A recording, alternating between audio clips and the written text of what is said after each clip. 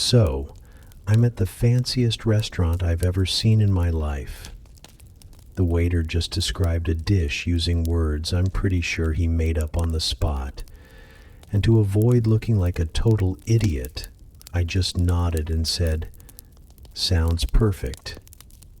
And now, I have to eat this. It all started, like most of my questionable life decisions, with a YouTube comment. It was on my last video, the one where I reviewed a gas station hot dog. It read, and I quote, "You have the palate of a raccoon. Try some real food for once." First of all, rude. Raccoons are discerning creatures. They wash their little hands before they eat their garbage. That's class. But the comment got under my skin. Palate of a raccoon. Me? A guy who occasionally springs for name-brand ketchup? I was offended. So, in a fit of pique, fueled by $2 coffee, and a burning desire to prove a stranger on the internet wrong, I did something rash. I Googled fanciest restaurant near me. The first result was a place called Ephemer. The name itself was a red flag.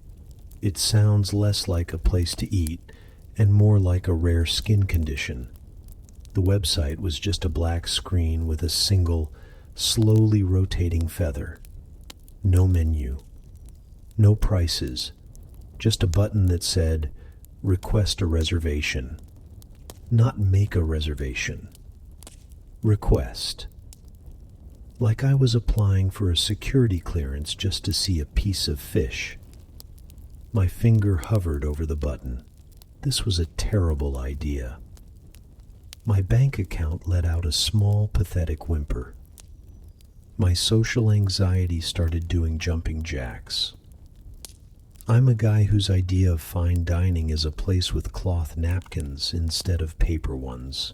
I once went to a restaurant where they had a separate fork for salad, and I swear I broke out in a cold sweat. But then I thought of that comment. Palate of a raccoon. The nerve.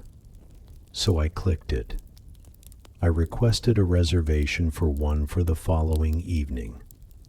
I half expected a rejection email, or maybe a quiet visit from a man in a suit asking me to prove I knew what an amuse-bouche was. But no. The next morning, an email sat in my inbox. It was minimalist, of course. Just the words, "We can accommodate you. Tuesday, 8 p.m. Accommodate me."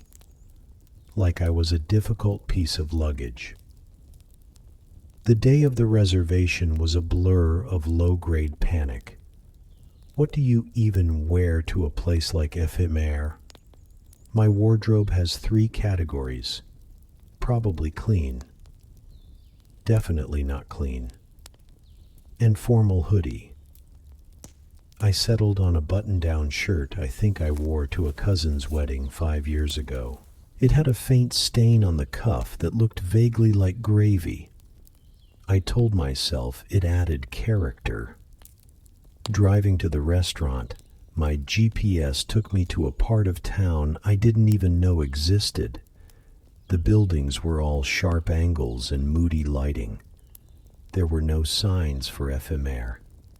Just a single unmarked mahogany door on an otherwise blank wall. No handle, no doorbell. I stood there for a full minute, wondering if this was the first test. Do I knock? Say a secret password? Just as I was about to give up and find a taco truck, the door silently swung inward. A man with an earpiece and an expression that suggested he was deeply disappointed in my shirt choices simply nodded and gestured me inside. This was it. I was going in. My heart was pounding. I had a feeling this was a massive mistake. Walking into ephemer was like stepping into another dimension, a very quiet, very expensive dimension where everyone instinctively knows which fork to use. The air smelled like money and faintly of lavender. The room was vast, with ceilings so high they probably had their own weather system. Everything was cast in a low, warm glow from lights that seemed to come from nowhere in particular. The silence was the most intimidating part. It wasn't empty silence. It was a thick, heavy silence, punctuated only by the soft clinking of silverware and the hushed murmurs of the other diners. The other patrons looked like they were cast in a movie about generational wealth. The men wore tailored suits that probably cost more than my car. The women had that effortless elegance that says, "I have never in my life had to look for a parking spot." They all spoke in low, confident tones, laughing at jokes I was certain I wouldn't get. I felt like a Labrador that had accidentally wandered into the Westminster Dog Show host, who looked like she was carved from marble and disapproval, glided towards me. She didn't walk, she floated. Her smile didn't quite reach her eyes. "Good evening," she whispered, her voice like the rustle of $100 bills. "Reservation for one?" I just nodded, my own voice suddenly feeling too loud, too common for this place. She led me through the cavernous dining room to a small table in the corner. It felt less like a table and more like a tiny, isolated island in a sea of judgment. Thank God. I didn't want to be in the middle of the room where my every clumsy move could be seen and catalogued. The table setting was a work of abstract art. There was more silverware than I'd seen in my entire life, arranged in a terrifyingly precise constellation around a single, perfectly square plate. There were spoons of various sizes, including one so small it could have only been for a mouse's thimble of soup. There were forks with different numbers of tines, each one seemingly designed for a specific, mysterious food I had yet to meet. My first thought was that I should have studied. This wasn't dinner.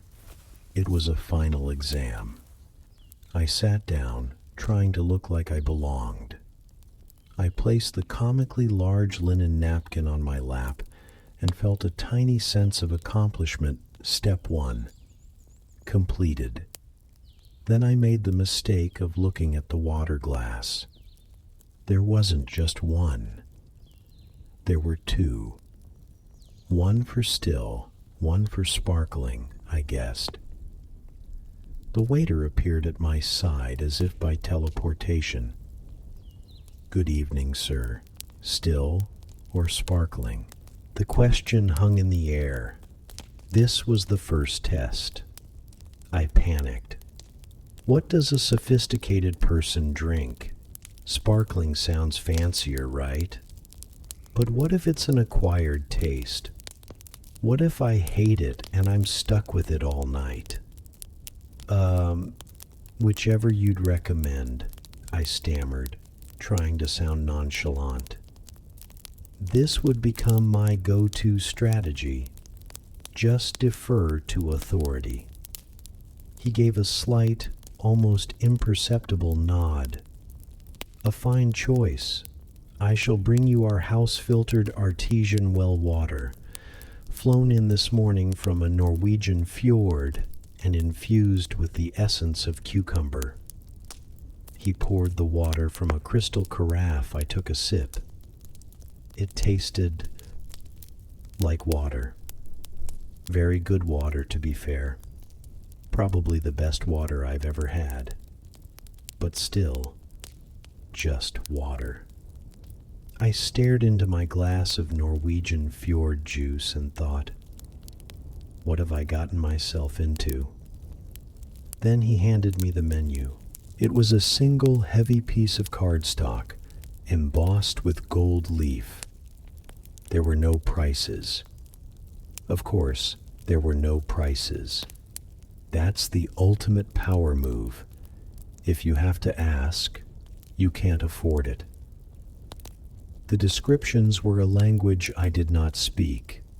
It was like reading a technical manual for a spaceship. Words like gastrique, espuma, coulis, and consommé swam before my eyes. I didn't know what any of it meant. It might as well have been written in Elvish. A wave of panic washed over me. The raccoon palette guy was right. I was a fraud. And the waiter was walking back to my table. It was showtime. The waiter glided back to my table, his posture impossibly perfect. He had the serene, all-knowing look of a man who had never experienced a moment of self-doubt. He was probably born knowing which fork to use for oysters. "Has Sir had a moment to peruse the menu?" he asked, his voice a low, melodious hum. "I have," I lied, my heart doing a frantic tap dance against my ribs. I was holding the menu like it was a sacred text. I was pretending I could read, "Everything looks exquisite." I threw in exquisite, hoping it would buy me some sophistication points. "Perhaps Sir would be interested in our special for this evening?" he offered. "Yes, perfect. Tell me about the special," I said, a little too enthusiastically. This was my out. He'd describe it, and I'd just order that. Simple. No risk of accidentally ordering something I couldn't pronounce. Or so I thought. He clasped his hands behind his back and began. And what followed wasn't a description of food. It was a monologue, a poem, an incantation of culinary gibberish so dense and baffling that my brain just shut down. "Tonight," he began, his eyes glazing over as if channeling a long-dead French chef. "Chef Jean-Pierre has prepared a truly transcendent experience. We begin with a foraged geoduck clam, cryo-blanched to preserve its delicate salinity, and presented on a bed of hyper-aged balsamic pearls with a microsorrel gastrique.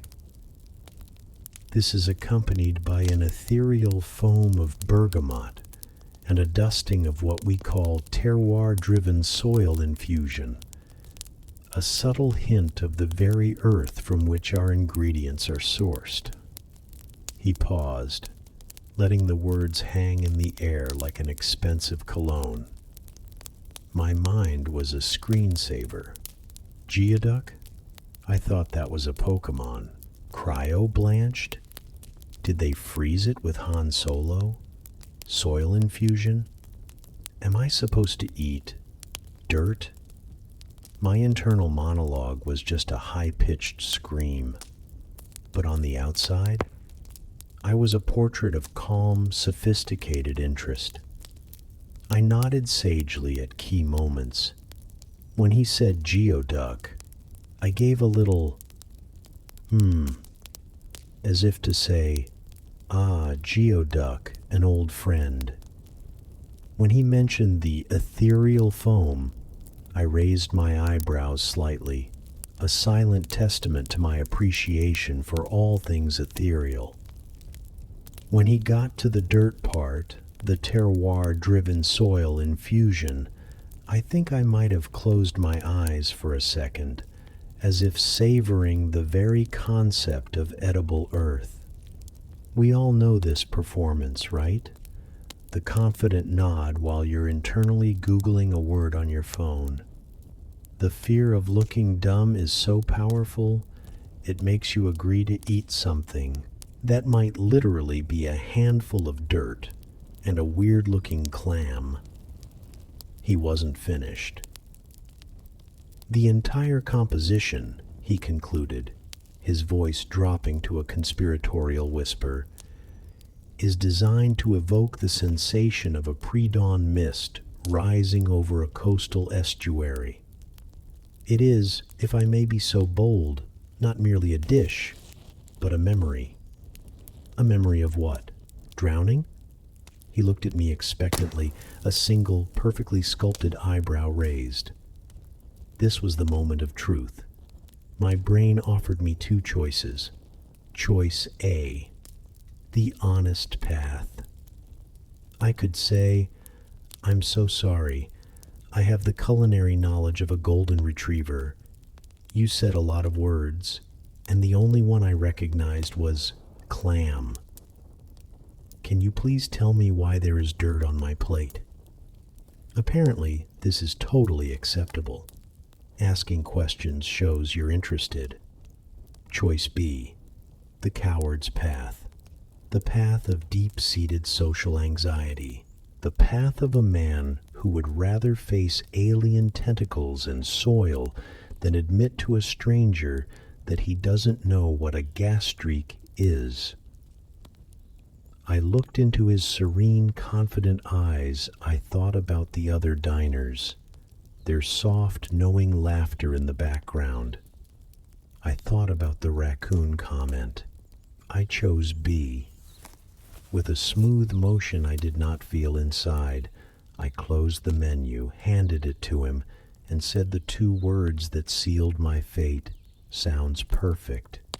He smiled, a genuine, warm smile this time. "An excellent choice, sir," he said. "You will not be disappointed." Oh, I had a feeling I would be. I very, very much would be. As he glided away, a cold dread settled in my stomach. What did I just do? I just confidently ordered a plate of dirt and a Pokemon. The game was on. Before the main event, the memory I had so foolishly ordered, there were opening acts. The first to arrive was what the waiter called an amuse-bouche, a little bite to amuse the mouth. My mouth was not amused. It was terrified. The waiter placed a plate the size of a hubcap in front of me. In the exact center of this vast ceramic landscape sat something tiny, incredibly tiny. It was a single translucent sphere, about the size of a marble, resting in a miniature puddle of green oil. It looked like a lonely alien egg left behind after an invasion. A sphere of cucumber consommé with a single drop of basil oil, the waiter announced. Before vanishing as silently as he appeared, I stared at it. This was a dish? It looked more like evidence. What was I supposed to do with it? There was no tiny fork, no microscopic spoon. Do I pick it up, lick it off the plate? I glanced around, trying to see if anyone else was eating their alien egg. Nobody was paying attention. They were all too busy being effortlessly rich. I decided my only option was the nearest, smallest spoon, the one I had previously designated for a mouse's soup. I carefully scooped up the sphere. It was wobbly and delicate. I felt like I was performing surgery. I brought it to my mouth. The moment it touched my tongue, it burst. It wasn't solid at all. It was a liquid bomb. A sudden, intense explosion of cold, cucumber-flavored water filled my mouth. It was surprising. It tasted exactly like cucumber, but in a way I'd never experienced. It was like the ghost of a cucumber. A very refreshing, very confusing ghost. I swallowed, and it was over. The entire experience lasted maybe 3 seconds. All that anxiety for a 3-second flavor burst. I looked down at the now empty spoon, then back at the giant, empty plate. Was that it? It felt less like an appetizer and more like a magic trick. A very expensive, vegetable-themed magic trick. I made a mental note. Fine dining is mostly about eating air and feelings. All right, quick pause from the impending doom on my plate. I'm one course into this culinary fever dream, and I already feel like I need a support group. If you're enjoying my slow descent into gastronomic madness, and maybe learning what not to do at a fancy restaurant, do me a favor and subscribe. It doesn't cost anything, unlike this meal, which I'm pretty sure is going to require me to take out a second mortgage. Okay, back to the confusion. Next up was the soup course. At least, I think it was soup. When the waiter brought it out, I was once again confronted with something that challenged my fundamental understanding of what food is. It was a shallow bowl, and inside was foam. Just a mound of light pink foam, dotted with little green specks. It looked like something you'd use to wash a very fancy car. A delicate foam of beetroot and goat cheese with scattered micro parsley, the waiter declared. A foam. I was expected to eat foam. I looked at my arsenal of spoons. Which one was the foam spoon? Was there even a foam spoon? This was a new level of anxiety. I picked up the most soup-looking spoon and tentatively dipped it into the pink cloud. It was lighter than air, like scooping up a bubble bath. The spoon came away with almost nothing on it. I put it in my mouth. The flavor was actually incredible. Earthy from the beetroot, tangy from the goat cheese. It was delicious, but the texture was just bizarre. It was like eating a flavored cloud. It dissolved on my tongue instantly, leaving behind just the taste. Again, I was eating flavored air. I took another spoonful, and another, but I wasn't getting full. I was just getting more confused. This is the thing about fine dining. I was starting to realize it's not about satisfying hunger. It's about concepts. I was currently eating the concept of soup. The most frustrating part was how inefficient it all was. It took me about 20 spoonfuls to finish the bowl of foam, and after all that effort, I'm pretty sure I had consumed the caloric equivalent of a single Tic Tac. I was working harder than I'd ever worked for a meal, for basically no reward. I could feel a primal frustration building. My inner raccoon was screaming for something it could actually hold in its little hands and chew on. A nice piece of garbage, a discarded sandwich, anything but this disappearing foam. But on the outside, I maintained my composure. I dabbed the corners of my mouth with my giant napkin, placed my spoon delicately on the plate, and gave a slight, satisfied sigh, as if I'd just consumed the most fulfilling bowl of air imaginable 2 courses down. My stomach was empty, but my anxiety was full, and I knew the main event, the geoduck, the soil, the memory, was next. The sense of dread was real. I took a large gulp of my Norwegian fjord water and braced for impact. There's a specific kind of silence that comes right before a disaster. That's what fell over my table. I'd survived the cucumber ghost and the beetroot cloud, but those were just the warm-up acts. Now it was time for the headliner, the dish I pretended to understand, with all the unearned confidence of a man trying to read IKEA instructions. The waiter approached, but this time he wasn't alone. He was followed by a second waiter. This was serious.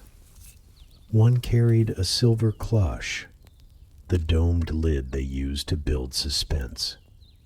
The other carried a small, mysterious-looking teapot.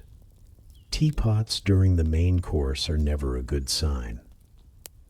They arrived at my table in perfect sync, like a culinary special ops team.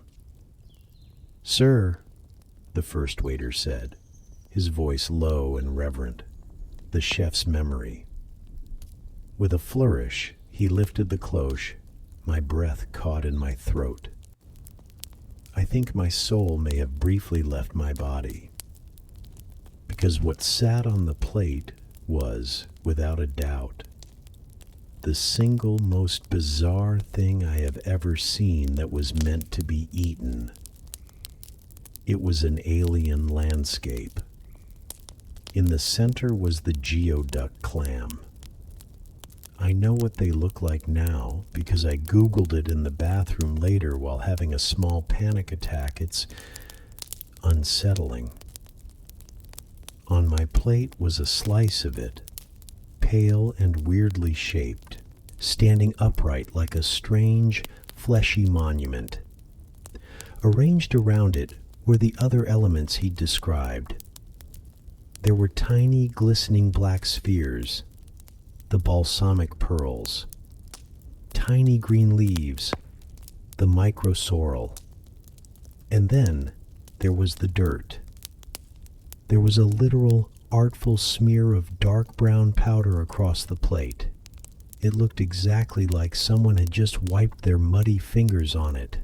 The terroir-driven soil infusion. But that wasn't the worst part. The worst part was a new foam.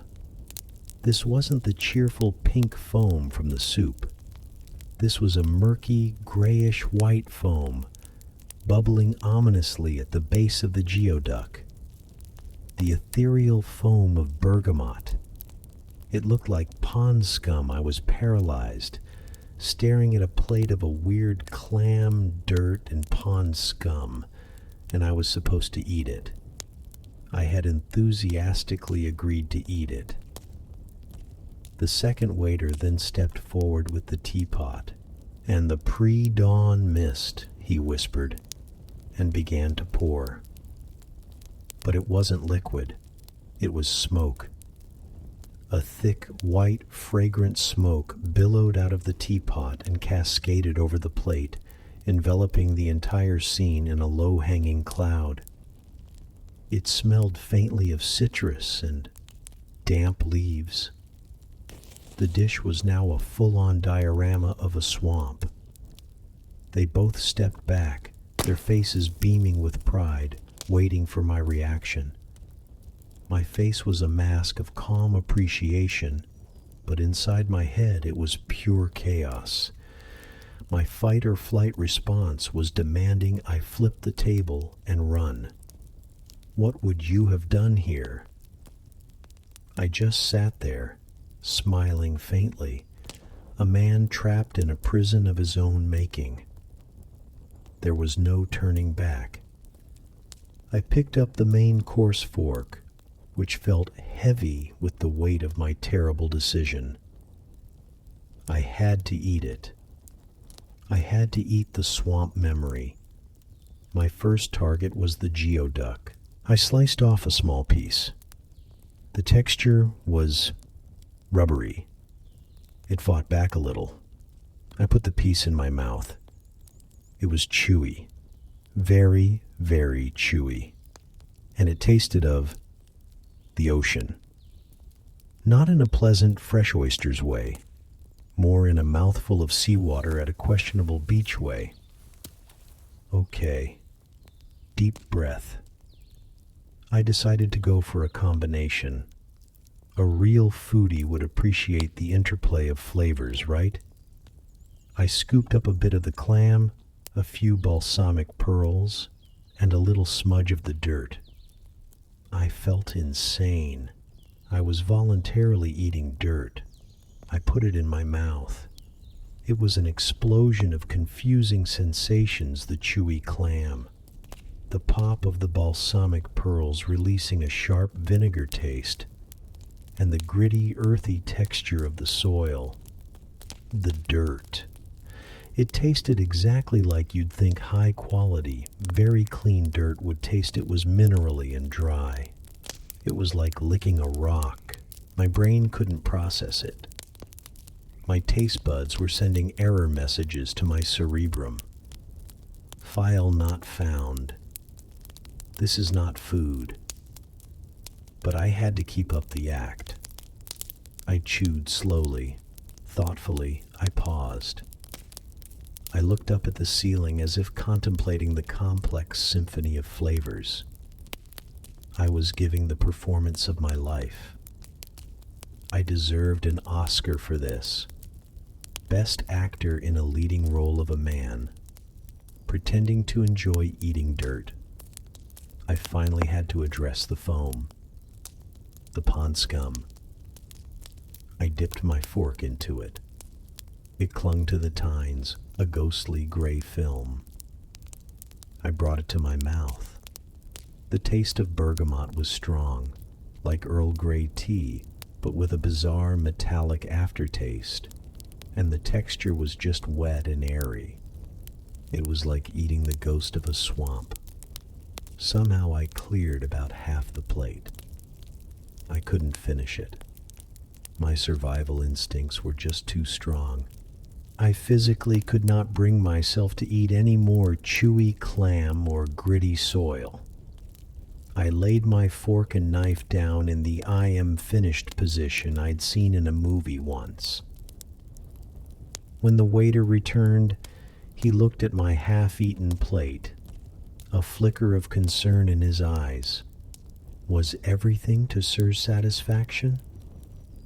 This was my last chance to be honest. It was an experience, I said, my voice hoarse. Truly unforgettable. He beamed. I am so pleased to hear it. Chef Jean-Pierre believes that food should challenge the diner. Challenge me? It had declared war on me. It took my palate hostage. As he cleared the plate, a wave of relief so profound it almost made me dizzy. I had survived. I had eaten the swamp memory and lived. Now all I had to do was pay for it. After the trauma of the main course, dessert was a welcome reprieve. It was a deconstructed lemon tart.